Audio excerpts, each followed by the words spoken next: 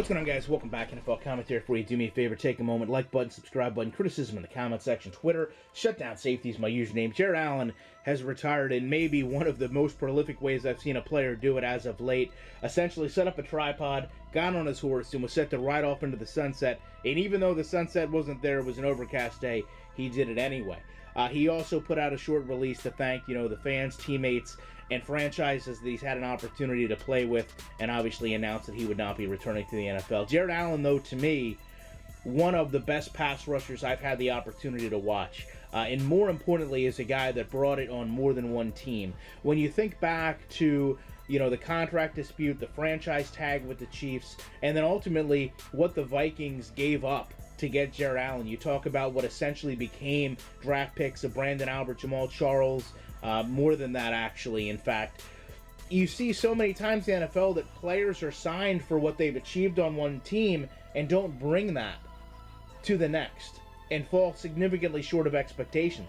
In this situation, we're talking about an All-Pro, a Pro Bowl, a sack leader with the Chiefs, but then was able to turn that into continuations of Pro Bowl play, All-Pro play, and leading the NFL in sacks again. And when you talk about players that lead the NFL in sacks more than once, it's a pretty illustrious list. Mark Gastineau, Reggie White, Kevin Greene, Michael Strahan, DeMarcus Ware. All but Jared Allen and Mark Gastineau on that list are tied in second place. I don't know that Jared Allen is going to be a Hall of Famer, but I do know that Jared Allen played at an elite level for multiple years. I know that he played at an elite level for multiple teams, but most importantly, I also know when things didn't go the way they should have. When you have players aging that become situational pass rushers. You talk about his time with the Bears and Panthers most recently. He wasn't one to complain. He came out and he accepted his role and he made the best of it. And to me, that's just as important as being a top-tier player as he was. The other thing that I'll always remember with Jared Allen was the fact that he went over to see our troops active duty military in the USO tours. And then when he came back, because he had a grandfather and a younger brother that served, he created a charity which I think may be one of the most underrated charities in the NFL.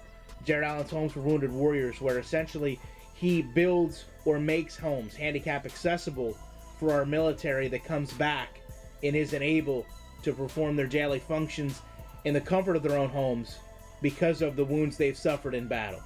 And that, to me, picks up where, and I don't want to turn this into a political video, where maybe our government should be making sure that these individuals that gave so much are taken care of and able to live in comfort in their own homes. So I know a lot of people will look back and they'll talk about the DUIs, and there's no excuse for those, and I won't be one to sit here and overlook them. They happened. He lost games from them. He was fined for them. But at the end of the day, Jared Allen did more good than he did bad. So I would love to know your guys' opinions on Jared Allen. Love to know what you thought of his career. Appreciate you taking time to check out this video, and I'll be back in the week with more content.